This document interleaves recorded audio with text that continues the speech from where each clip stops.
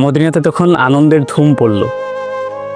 প্রত্যেক ঘরে ঘরে এক উৎসব মুখর পরিবেশ তৈরি হলো। প্রত্যেক শিশুর জন্য নতুন জামা কাপড় তৈরি হচ্ছে। প্রত্যেকে নিজেদের জন্য খুব সুন্দর সুন্দর জামা কাপড় বানাচ্ছে, কারণ দুদিন বাদেই যে মুসলমানদের সব থেকে বড় ফেস্টিভ্যাল ঈদ আসছে। কিন্তু হযরতে ওমর রাদিয়াল্লাহু তাআলা আনহুর ঘরে তখন কোনো আনন্দ নাই, কোনো উৎসব নাই, যেন বিষণ্ণতার ছোঁয়া পড়ে গেছে। হযরতে ওমর রাদিয়াল্লাহু তাআলা আনহু তার সন্তানদের জন্য কোনো নতুন জামা তৈরি করতে পারছে না। ঘরের প্রত্যেকটা মেম্বারের জন্য তিনি কোনো কিছু করতে পারছে না। হযরতে ওমর রাদিয়াল্লাহু তাআলা আনহুর স্ত্রী হযরতে ওমর রাদিয়াল্লাহু তাআলা আনহুকে বললেন যে, খলিফাতুল মুসলিমিন, আপনি আমাদের জন্য না হোক, বাচ্চাদের জন্য অন্তত দুইটা নতুন জামা কাপড়ের ব্যবস্থা করেন। ওমর রাদিয়াল্লাহু তাআলা আনহুর স্ত্রীর অনুরোধে খলিফাতুল মুসলিমিন চিঠি লিখলেন মদিনা রাষ্ট্রের কোষাধ্যক্ষ হযরতে আবু উবাইদা রাদিয়াল্লাহু তাআলা আনহুর কাছে।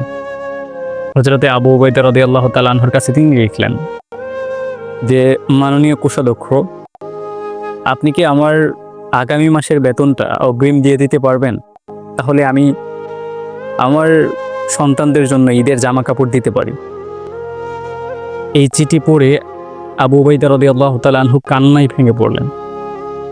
চোখের পানি তার চোখ থেকে বেরিয়ে গাল গড়িয়ে গলায় নেমে আসলো। কিন্তু তিনি চোখ মুছলেন। বাস্তবতা বুঝে তিনি আবার প্রতি উত্তরে আরেকটা চিঠি লিখলেন। চিঠিতে লিখলেন যে, খলিফাতুল মুসলিমিন, আমি অবশ্যই আপনার আগামী মাসের বেতনটা আমি অগ্রিম এখন দিয়ে দিতে পারি। তার আগে আপনি আমাকে দুইটা জিনিস নিশ্চিত করবেন। একটা হচ্ছে আপনি আগামী মাসে বেঁচে থাকবেন, এটা কি নিশ্চিত?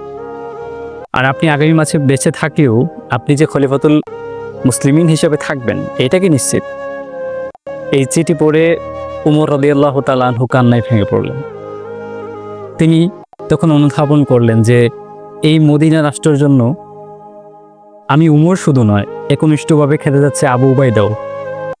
এই আবু উবাইদা উম্মতের কোষাধ্যক্ষ হওয়ার জন্য তিনি সব থেকে নির্ভরযোগ্য একটা ব্যক্তি। তিনি আল্লাহ তাআলার কাছে দোয়া করলেন যে, আল্লাহ, আমাদের মাননীয় কোষাধ্যক্ষ আবু উবাইদা রাদিয়াল্লাহু তাআলা আনহুকে আপনি উম্মার জন্য দীর্ঘ হায়াত দান করেন, তাকে বাঁচিয়ে রাখেন। তার কাছে উম্মতের সমস্ত মাল সামানাগুলো নিরাপদ। আপনি বুঝতে পারেন, অর্ধ পৃথিবীর বাদশা তার কোষাধ্যক্ষের কাছে চিঠি লিখলেন। অর্ধ পৃথিবীর বাদশা তার কোষাধ্যক্ষের কাছে চিঠি লিখলেন যেন তার অগ্রিম ভাতাটা দিয়ে দেওয়া হয়, কিন্তু কোষাধ্যক্ষ সেটা নাকচ করলেন। কিন্তু খলিফাতুল মুসলিমিন, অর্ধ পৃথিবীর বাদশা, মনক্ষুণ্ণ হন নাই। তিনি বরং খুশি হয়ে সেই কোষাধ্যক্ষের জন্য দোয়া করলেন। এটাই মূলত ইসলামের সৌন্দর্য। ইসলাম মূলত তার নিয়ম কানুন কোনো রাজা মহারাজার জন্যে, কোনো প্রেসিডেন্টের জন্যে থামায় রাখেন না। ইসলাম ছুটে চলে তার নিজের গতিবেগে। এখানে কোনো ব্যক্তি কিংবা কোনো বড় জনের কোনো কথা তোয়াক্কা করা হয় না। এজন্য বলা হয় যে ইসলামের সবথেকে স্বর্ণযুগ ছিল সাহাবায়ে কেরামের যুগ, যারা কখনো ব্যক্তিগত স্বার্থে রাষ্ট্রকে ব্যবহার করেন নাই।